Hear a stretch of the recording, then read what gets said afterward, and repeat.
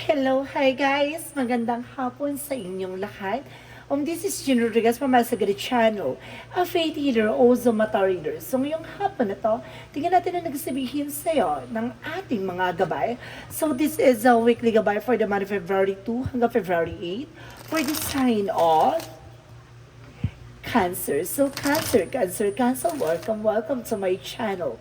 Ano kayang messages, advices, ng spirit guides ang ating masasagap for today's video? Kanino makayang energy or kaganapan sa buhay ng mga Cancerian ang ating mahagilap. So guys, this reading is a general reading lamang, hindi lahat makaka-resonate. Kunin lamang po ang makaka-relate sa inyo and comment down below kung kaninong energy ang ating nasagap. And of course, don't forget to like and subscribe my channel and the notification bell for more videos updated. Of course, maraming salamat po sa mga walang sawang pagsuporta sa aking channel. Lalo na yung hindi nag-i-skip ng ads, na way pagpalain kayo ng Diyos at may kapal, siksik liglig nag-uumapaw ang biyayang manumbalik sa inyo. And of course, guys, maraming salamat sa mga nag-share ng aking videos sa anumang uri ng social media platforms. Maraming salamat po. So guys, umpisa na natin ang laban for the sign of Cancerian.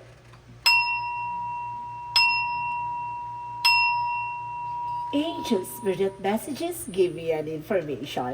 So ano kaya gusto sabihin sa iyo ng ating mga gabay? So mga Cancerian, eto na. So there's a page of Pentacles. So there's a new plan, and of course a new ideas, and of course a manifestation that brings you an investment. So guys, so kailangan mo mag-invest. Kung gusto mo ma-manifest yung mga bagay na gusto mo makuha, so umpisahan mo na magplano. And of course there's the King of Swords. So there's a mental clarity. And of course sinasabi dito, there's a vision. So parang bibigyan ka ng katalinuhan at kaisipan sa mga bagay-bagay. Or being practicality. So intelligence sa ginagawa mo.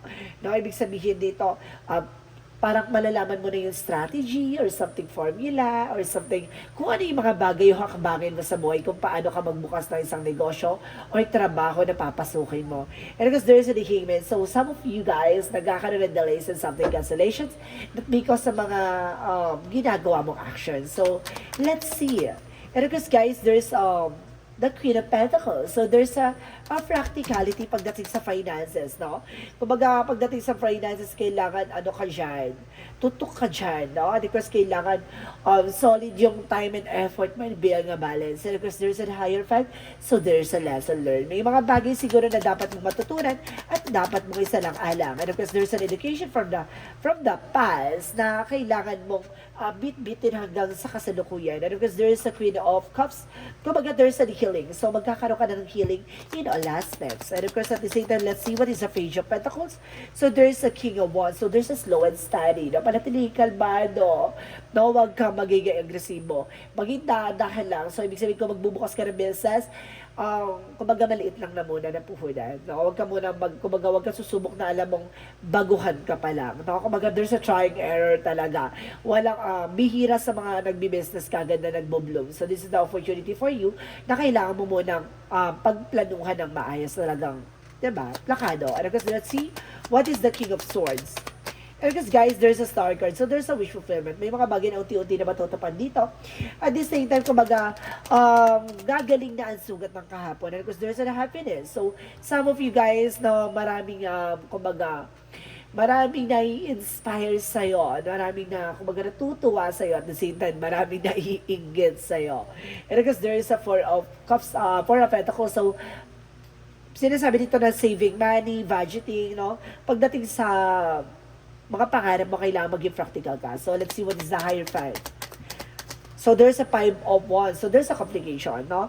Kumbaga, siguro yung nagiging complication dahil hindi ka natututo sa mga pinagdaanan mo, no? Sa mga nakaraang eksena. So, may mga bagay na siguro kailangan mo dapat laging tandaan na yung mga pinagdaanan mo ay, kumbaga, dapat mong siyalang-alang, no? So, let's see what is the Queen of Cups. And of course, there's the Sun cards. So, guys, there's a Sun card represent the pure positivity and pure positive outcome. So, magkakaroon ka talaga ng healing and because enlightenment. And because there's a moon card for revelation reveal. So, ibig sabihin, maaring marireveal sa'yo lahat ng mga bagay na dapat mong malaman.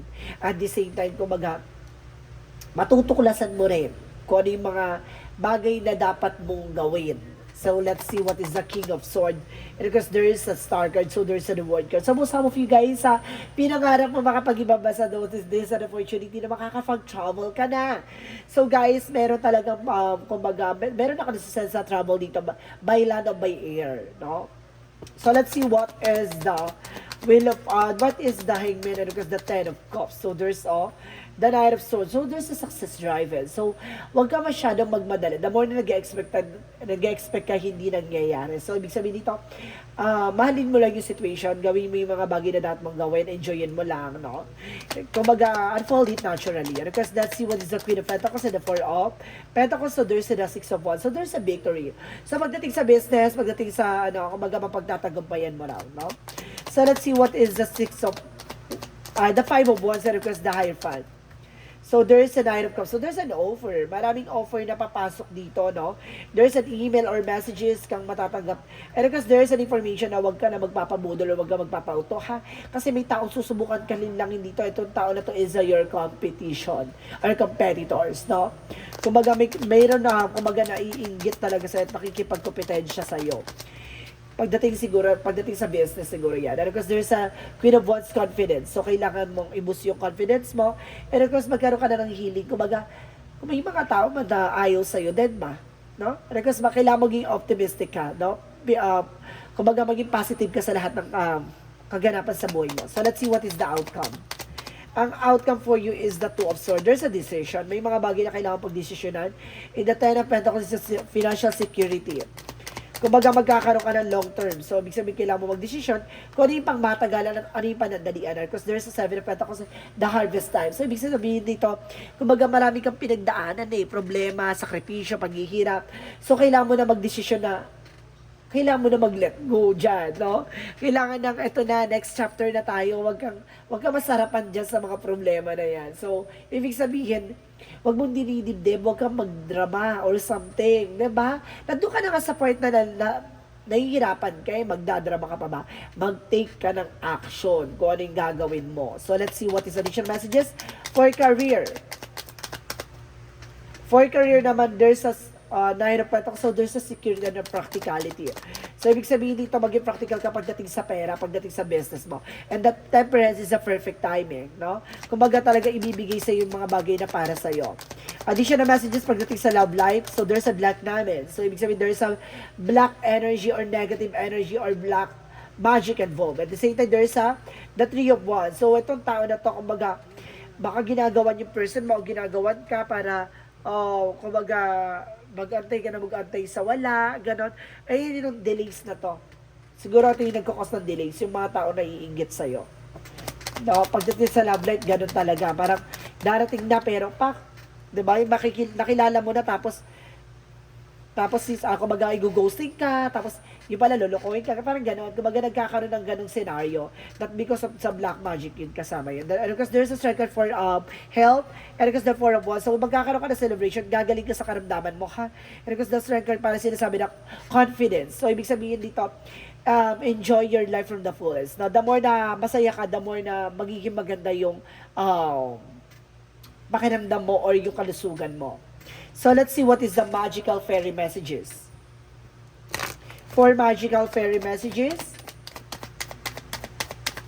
And of course, guys, there's a spiritual teacher. So, some of you kailangan ng albularyo, ha?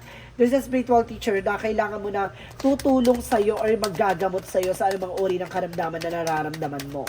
And of course, there's an express your individuality, no? Allow your true self. Kailangan mo maging totoo sa sarili mo. No? Kung ano ba yung mga bagay talagang nararamdaman mo at yun ano ba yung mga bagay na alam mong magpapabuti sa buhay mo. Diba? Miwas ka sa mga negative or toxic, ha? So, let's see what is the yin and yang oracle card. So, there's an Ace of Earth. So, may kinalaman sa Taurus, Capricorn, Virgo, ha? At the same time, there's a disharmony for triggers. Ito yung nagkakos ng conflict or triggers sa'yo, no? Yung mga, see, there's a self-love. So, kailangan mo rin mahalin yung sarili mo. Tanggapin kung ano lang ang meron ka. And of course, there's a regret. Maraming pagsisisi or panghihinayang. Ganun talaga ang buhay. And there's an assistant by spirit guides. Ginagabayan ka ng ating angel spirit guides. Na pinoprotection at pinapangalagaan ka. Siguro, kaya may mga bagay na parang nawawala sa'yo or may mga bagay na hindi dumarating. Siguro hindi pa para sa'yo. And the sun card is a pure positive outcome. So, ibig sabihin dito, darating yung araw na papabor sa yung sitwasyon. No, kailangan mo lang talagang matuto. Diba? Kasi ito yung nagbibigay ng conflict. Diba? Nagbibigay yung conflict, yung drama, yung ego, even your pride. So, ibig sabihin, or toxicities. Kasi may ganun tayo kanya-kanyang toxic attitude. So, yun yung kailangan mo siguro i-release. At the same time, there's a lot of negative. Alam nyo guys, kailangan nyo mag-cleansing ha. Kailangan nyo mag-cleansing kasi napaka-nega. So, let's see what is the romance angels. So, free yourself, no? Kumbaga, it's time to take back controlling your life. And of course, there's a finances and career. So, kailangan mo tumutok sa finances and career mo, ha? So, let's see what is additional messages. Additional messages, angel spirit.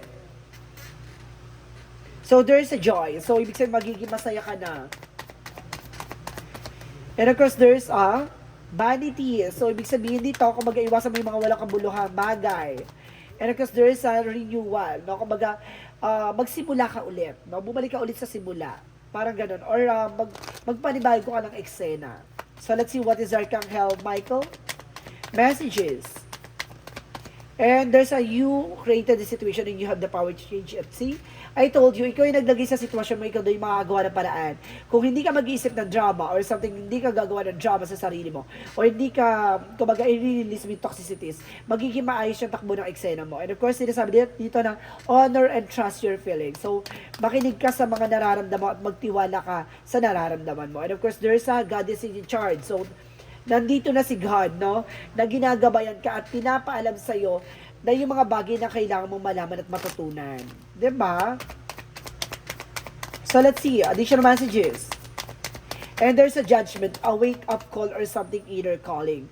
Na tinatawag ka na dito, nasa, parang binibigyan ka na ng signs or synchronicities na mag-pay attention ka sa nasa paligid mo. Diba? Even yourself. And there's a courage, no? Inner strength. And of course, face the fear. No? With the confidence. Kailangan mo maglabanan ng takot at pangamba mo. Kailangan mong kapalan yung mukha mo or something. Kailangan mong maging matapang, no? Let's see additional messages. So, there's a goddess insights. Ibig sabihin, mga pasilip sa yung ating angel spirit or something, kumaga may mga bagay na malalaman mo or kumaga alam mo na yung mangyayari. Kumaga may mga bagay lang talaga na hindi mo iniintindi. And because there's an angel of support, ibig sabihin dito ang ating angel spirit para supportahan ka sa mga ginagawa mo. And because there's a choices. So, choice mo talaga yan. May mga bagay lang talaga mali ang pinili mo. And because there's a culmination, be happiness, no? Maging masaya ka sa kung ano man ang meron ka. And because there is a spring by awakening. Talaga sinasabi na minumulat ka mula sa bangungot ng nakaraan. So, let's see. What is additional messages? Para sinasabi na it's time na kumilos ka na. Tama na yung ganyan-ganyan. Parang ganoon. Parang tama na yung drama. Tama na yung hanash mo dyan sa buhay mo. Di ba, kilos ka na. Pakawalan mo na yan. Parang ganyan yung sinasabi dito ng gabay natin. And there's a trouble, no? May trouble ka dito. Maraming ganap, maraming mangyayari sa buhay mo. Magkukulong ka ba sa nakaraan? Diba? O sa mga pinagdadaanan mo? Mag-isip ka ng solusyon. Diba? And there's a light and love. So, ibig sabihin, bigyan mo ng magkakaroon ka ng kaliwanagan at of course, kaliliwanagan at of course, kalinawan, no? Pagdating sa buhay pag-ibig. So, let's see. What is Archangel Raphael? Siguro dahil hindi pa dumarating yung tao para sa'yo. Siguro dahil magulo pa ang buhay mo. So, parang ganon. And there's a diet is the most important here, no? Kung magda-diet ka, dapat nasa tamang pagda-diet ka, baka bumaba ang iyong immune system. So, may mga bagay na kailangan mong kainin or kailangan mong inumin. So, kailangan mo magpa-check sa iyong physician, no? Additional messages for forge, don't follow. So, there's an information na, kumbaga, magpatuloy ka, no? Yung mga bagay na kailangan mong pigilan at of course, kailangan mong ihinto mo. And because there is information that messenger. So may mga bagay dito na binibigay sa mensahe ang ating mga gabay na kailangan mo ng lumapit sa kanya, no? Manalangin at manampalataya at magtiwala. So let's see what is the angel's answer. Give me an information, angel's answer. So, there's a be assertive. Dapat alam mo yung grounds mo. Dapat alam mo sa sarili mo kung hanggang saan lang yung ganyang hanash or drama mo. And kung sinasabi dito, there's a no. No, itigil mo na yung mga bagay na yan. Hindi na siya nakakabuti sa'yo. And if you believe, no, depende yan sa paniniwala mo. Siguro nagdadalawang isip ka na o nawawala ka na ng paniniwala at pananampalataya. Para sinasabi sa'yo dito, ibalik mo ulit ang sigla ng buhay mo. So, let's see what is the energy. And of course, there's the temple fat. There's a discovery. So of course, there's a lot of opportunities coming in for you. Ay yin and yang being a balance. So kailangan mo maging balance. Emotional, practical, spiritual, and medical. And there's a financial constraint. So some of you nagkakaroon ng financial crisis talaga. So let's see what is the Moonology. And of course, guys, sinasabi dito, there is a win-win outcome for kasi papanalo mo to, kailangan mo lang maging balance at makontrol yung emotion mo. Natatalo ka ng emotion mo And of course, there is don't let pride get in your way. No? Alisin mo tong pride na to. Kasi hindi siya makakatulong sa'yo. And prosperity lies ahead. See, talagang in prosperity ay parating na talaga ibibigay sa'yo. May mga bagay lang siguro na hindi pa nabibigay dahil hindi pa handa. No? Hindi ka pa okay, hindi ka pa ready. And because Jesus' loving quote said, according to your faith be it to you. See? Depende yan sa pananampalataya at tiwala mo. Ibibigay yan sa'yo, depende na lang yan sa'yo. 'Di ba? So, ibig sabihin na nagbibigay ng, kumbaga, kamalasan sa buhay mo, yung pagiging nega or pagiging drama mo. 'Di ba? Iwasan yung pagiging drama. Let's see what is the angel's number. Angel's number, there's a 27, I am expressive. So, your mind is wide open, you are tolerant and compassionate towards all ways of life. You value freedom of expressions and want to improve the conditions of people whether in your community, country, of and large. No, ibig sabihin, kumbaga kung ano yung nararamdaman mo, ipinapakita mo, nilalabas mo. Yes, of course, yun naman talaga, diba? Yun naman talaga importante. Nga lang, kung alam mong drama or something, ego or toxicities na yan ang kailangan mong alisin. Kumbaga nandun tayo, nasa tamang expressive tayo or expression tayo or something, kumbaga kaya natin ilabas yung nararamdaman natin. Pero hindi, may tamang panahon at tamang pagkakataon dyan. Pero kapag time na para bumangon, iwasan mo na magdrama. 'Di ba? Nagkakata ka ng negative energy. That because yun ang kumbaga yun yung nagiging result, negative. So let's see what is the messages of life. So together in the light. So sinasabi dito, I give the things for all who enter my life. I understand that we are all exactly who and where are supposed to be, and everyone contributes to each other personal growth. Every reaction someone draws for me is a gift for their soul to mine. Meant to help me, free me from my inner conflict today by focusing my own divinity development rather than on others. Plus, I become one with the divine. So, ibig sabihin dito, guys, no? Kung ano man yung mga pagkakamali mo, kamalian mo sa buhay, lahat ng mga bagay na yan ay, kumbaga, lilipas at darating yung araw na matututunan mo na rin bumangon at kumbaga, umalis sa sitwasyon. So, may mga bagay lang talaga na kailangan mo talagang pagdaanan. Parang dumatawid ka lang sa isang highway na madilim.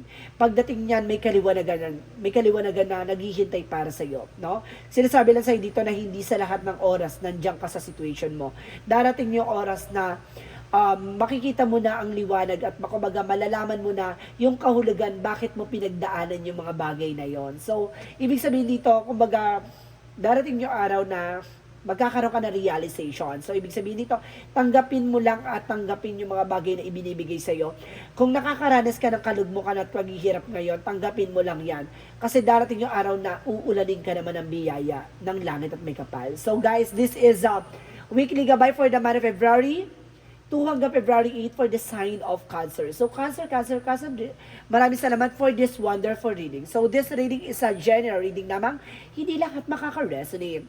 Kung hindi lamang po makaka-relate sa inyo, comment down below kung kaninong energy ang ating nasagap. And of course, don't forget to like and subscribe my channel. and hit notification bell for more videos update. Kasi maraming salamat po sa mga walang sawang pagsuporta sa aking channel, lalo-lalo na hindi nag-skip ng ads. Naway pagpalike kayo just at may kapalisiksik liglig na gumapang biyay manubalik sa iyo. And of course guys, maraming salamat sa nag-share ng aking videos sa anumang uri ng social media platforms. Maraming salamat po. And of course, once again, this is Chinro Riaz from Masagana Channel of a Teacher, also Mataridor. Maraming salamat and see you in the next video. Bye-bye and babush!